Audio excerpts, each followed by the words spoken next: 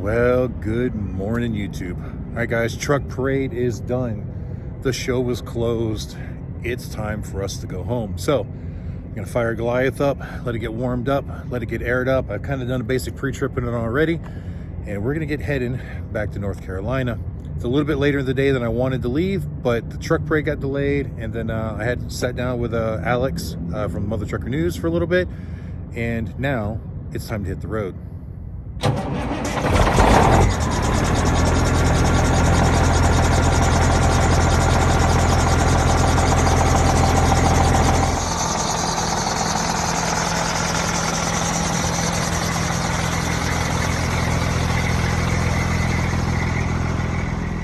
I know, that belt is just awful. Now, it's not actually the belt. I think that the tensioner has gone bad, and I've ordered a new tensioner. In fact, while I was here at the show, my guy over at CarQuest that we had the local account with called me and said, hey, it's here. But of course, I'm here, not there. So I have to wait till I get home, but hopefully that'll fix the problem. It's a brand new belt, and it squeaks anyway, so tensioner is the next logical choice.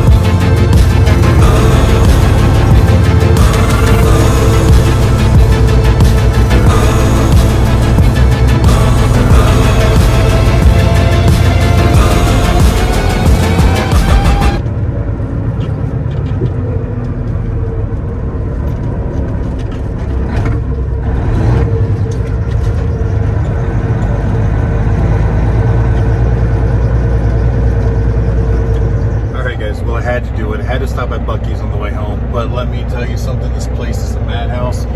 Look right here, a guy with the RV. Over here, a guy with a boat. So I'm at the stop sign, and I just can't go anywhere because I can't make the turns. And of course, people are getting impatient, and they're just driving right around me. It is what it is. That's what happens when you drive something this big into a Bucky's.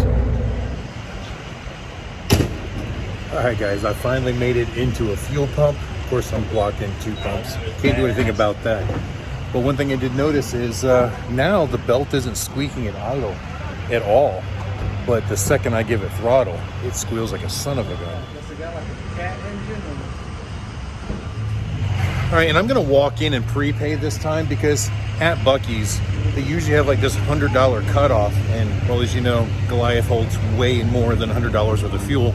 At the moment, I'm only just below half a tank, so I've got plenty. I mean, I had plenty to get home, but the fuel's only $3.39 a gallon here, where everywhere else it's over $4. Everywhere else that we've passed anyway. So we're gonna take advantage of the cheap fuel, get it here, and that should get us down to the 75 Chrome shop in a couple of weeks, and over to Panama City Beach, Florida for the rally there.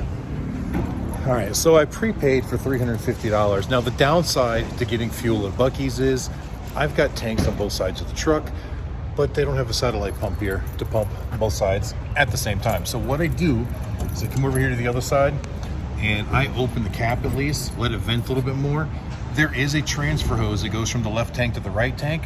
So when that tank fills up, it will slowly start transferring over here.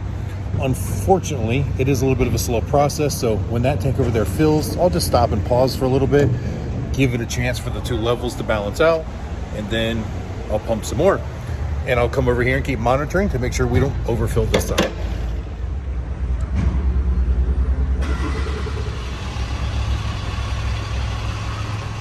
And also, I don't lock the pump on full blast because it's just gonna fill and have to wait. So I just let it kind of do its slow thing, and it just doesn't seem like I have to wait as long. It probably takes the same amount of time, but it doesn't feel like it takes as long.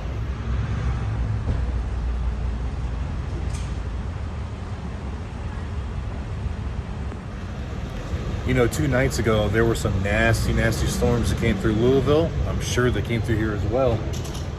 But that Bucky sign, it was there when I was on my way to Louisville. Now it's laying on the ground. I wonder if those winds took it down.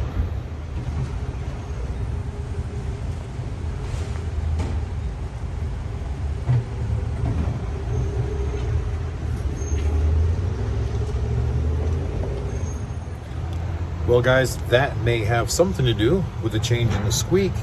We're not even on the tensioner pulley anymore. So I'm gonna have to break out a couple tools, see if I can get that back on there. Really surprised that it came loose. I mean, it's been squeaking, but it's been working fine. So see if I can get this fixed while we're pumping fuel. All right, and the saga continues. As I said, I've already got a tensioner on order, but I just broke this one even worse. All right guys, so if you look right there, what you're seeing, that kind of new broken spot is normally where you put the 1/2-inch drive adapter in there so that you can use the Serpentine belt tool to pull that tensioner towards you to get the belt on. You see, I've got the belt ready to go on, but I was having a hard time getting that in. So the ratchet by itself was too big to clear. The extension was too long where I put it up against the engine. I got it in there and tried prying a little bit, but because it was crooked, it just broke the whole embossment out. So I now have a couple spare pieces of cast aluminum. They're useless and no place to put a 1/2-inch drive in there. So I think what I'm gonna try is I'm gonna see if I got a ratchet strap in the back, which I think I might, and I'm gonna hook around the tensioner. I'm gonna hook up to this bracket right here and see if I can use the ratchet strap to pull it back to get the belt on, see if I can get the tension on it, and hopefully that'll work.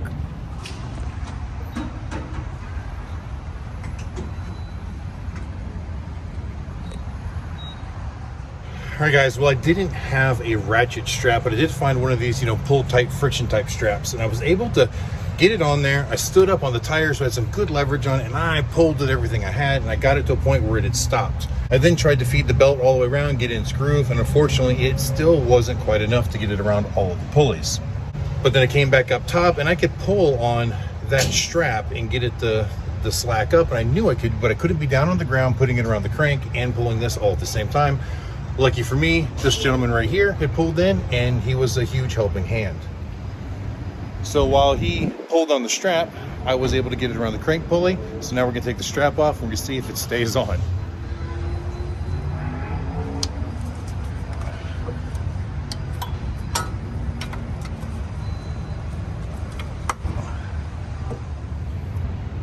And while all of that happened, the pump's timed out.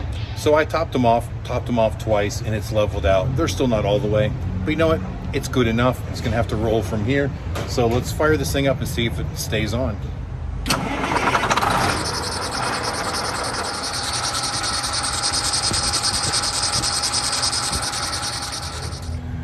Well, as you can see, it didn't stay in place. It was still on the tensioner, but it was trying to walk off of the pulley. But as soon as I shut the truck off, it popped off of the tensioner, so now it's not on at all anymore. Let me try one more time.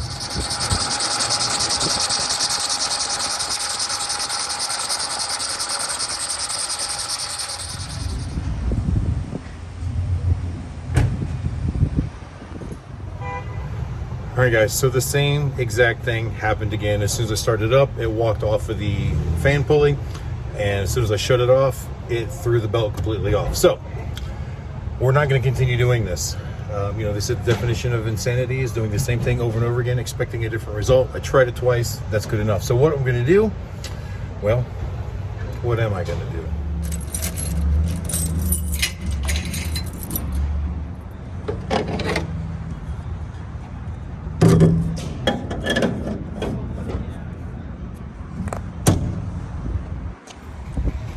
All right, so before we go any further, I hung up the fuel pump, put my fuel caps back on, locked everything up so that I don't get so engulfed with this that I forget about that and drive away with them like that. I've seen people do it, and I've done dumb stuff like that before. Okay, so here's where we're at. It's late afternoon on a Sunday.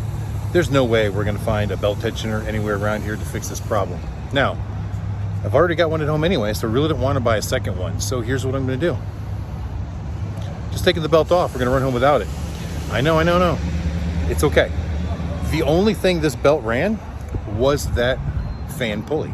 Now, it's a nice cool day out, and as it gets later in the evening, it's gonna get even cooler. So going down the highway really shouldn't need the fan. Obviously, I'm gonna keep a close eye on my water temp, but the fan really doesn't do a lot when you're going down the highway. Now, when I climb the mountain, or if I have to sit and idle, that's where the fan does its job. So hopefully, we'll be okay with it being nice and cool. And if I have to, starts to get hot, I will just pull over, let it cool down for a little bit, and then make my way up the rest of the hill. If that's what has to be done, it's what has to be done. I don't think we have much option. We're not gonna sit here at the Bucky's fuel island all night long. So I don't see a whole lot of other choices at this point. So I'm gonna go inside and grab some snacks, and we're gonna get back on the road. All right, guys, well, I know it is improper etiquette to just stay parked at the fuel island while you go inside, but there really isn't a parking spot here for me, so I gotta figure something out. I may just pull it out to the street, not go outside the street. There's a couple other large RVs out there, but at least I won't be in the way.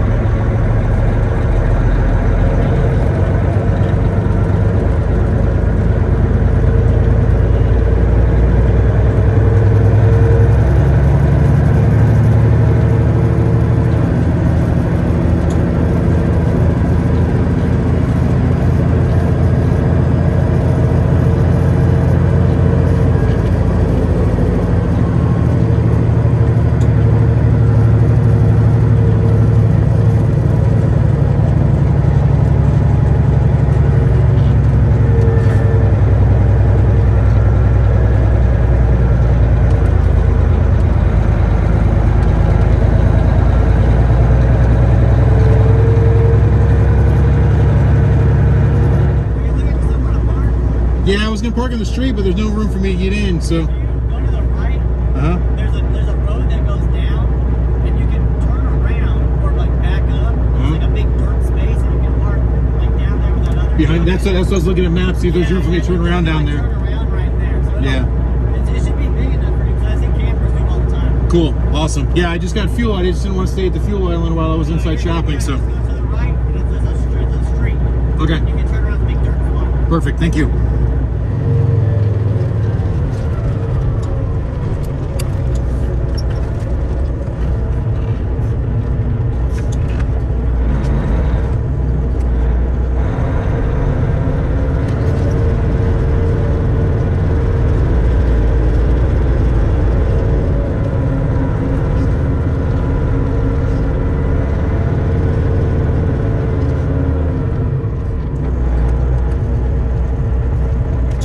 Well, at least it's quieter without the belt on it, and temperature's only about 140 at the moment. Anyway, I was looking on maps to see where to go. I had pulled around behind the building. I thought I was gonna park up by the road. Wasn't enough room for me to get in. So I circled back around to the parking lot, and I was looking at my satellite view on Apple Maps. And one of the employees came up and said, yeah, if you go down this little road, there's room you'll be able to turn it around. Because other RVers do it, you should be able to do as well. And as you can see, I pulled it forward, backed it up into the hole, and I left enough room for anybody else to get down there and need us to turn around as well. But I've also got a clear path to get out as long as nobody pulls in and blocks me.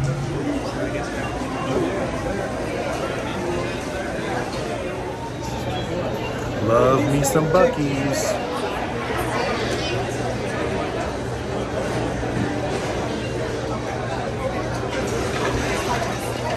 Told you the place was an absolute madhouse.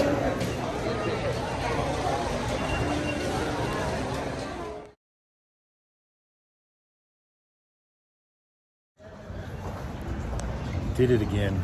Bought way too much stuff.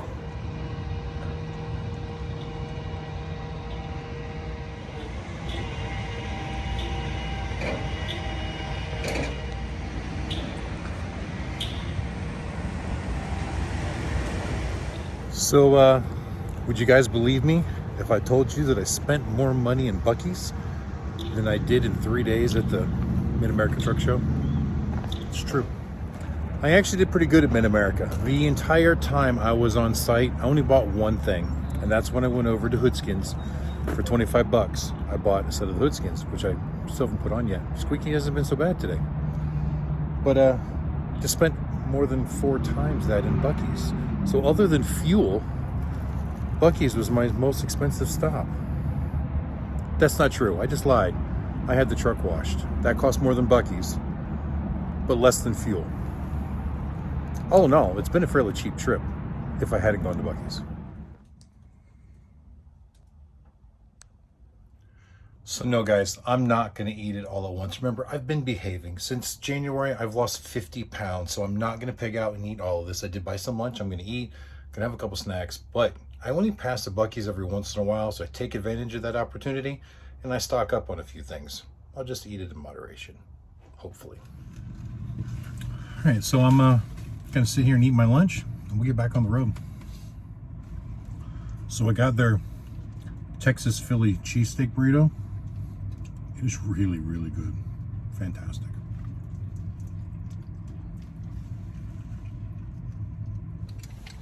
All right, guys. Lunch was fantastic, but I just realized that I spent way too much time here. Just look back at the video I was recording as I was pulling in, and that was just before 2:30, and right now it is just after 4:30. And I still have at least 5 hours to drive. That is assuming that Goliath doesn't overheat and we have no more problems. So, gonna fire this thing up, start up some music, and we are gonna get back on the road. And a vaccine is still supposedly under preparation.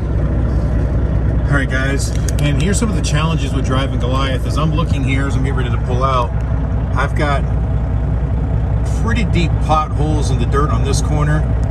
There's a big rock right there, so while trying not to get my drives into there and still being able to make the turn and not hit that curb, while not having the ass end of Goliath swing around and hit that rock, it's like an obstacle course. We'll just take it slow.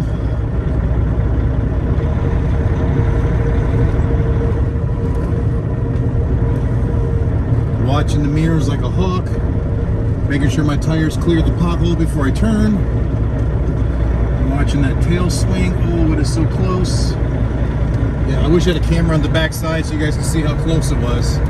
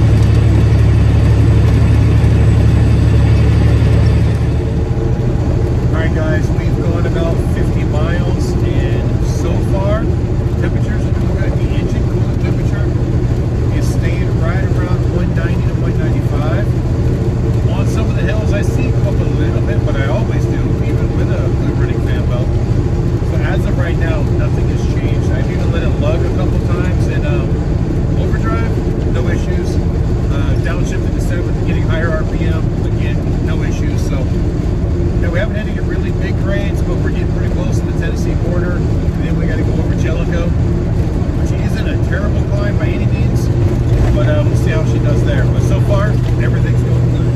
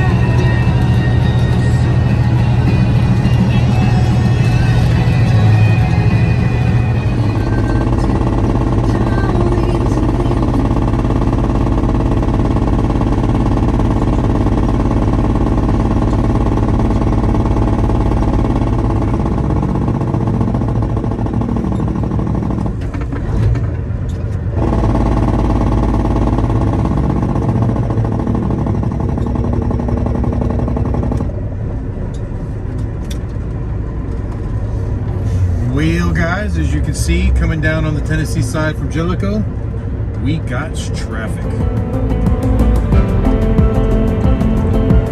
Want to see my surprised face? Ooh.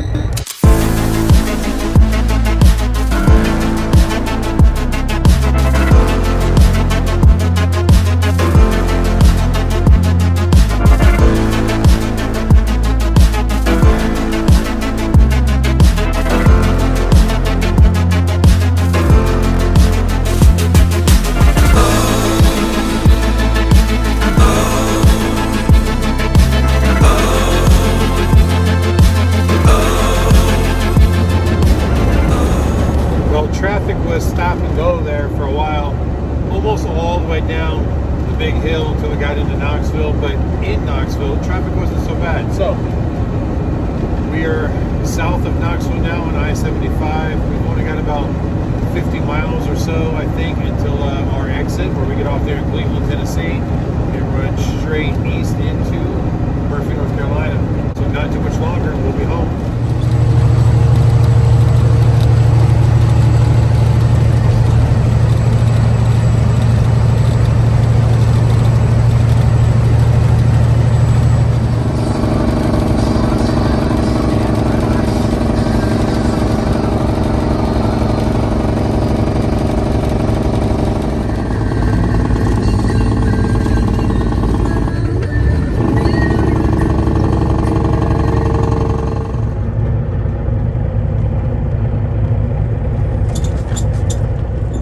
Guys, check out that 56 Chevy right there.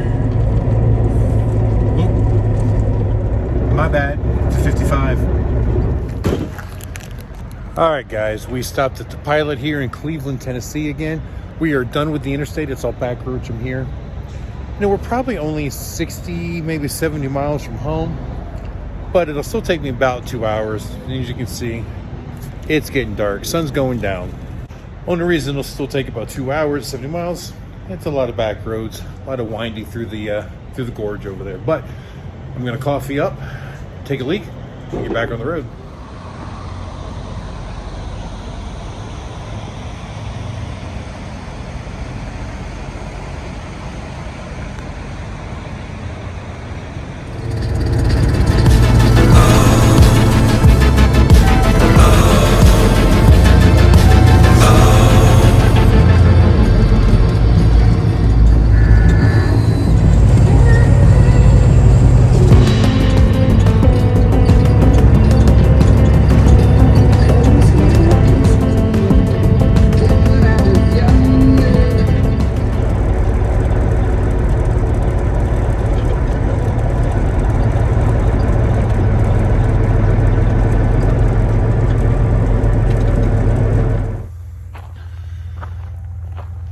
Ooh, can't even see me. Well guys, we made it home.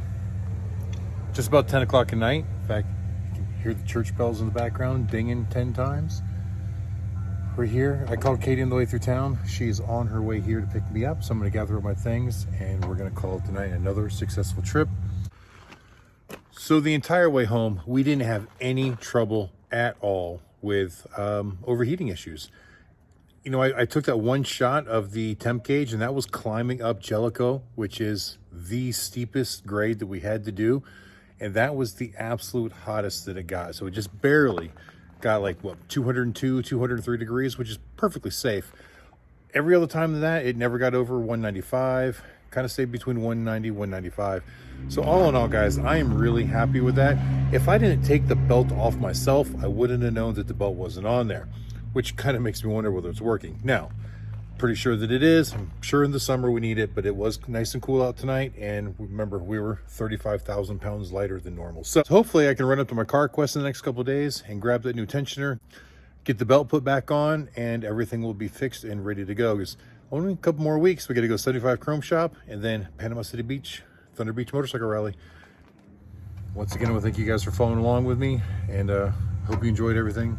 And until the next time I see you, keep those engines running. Remember, there is more footage from the Mid-American Truck Show coming your way over the next couple of days.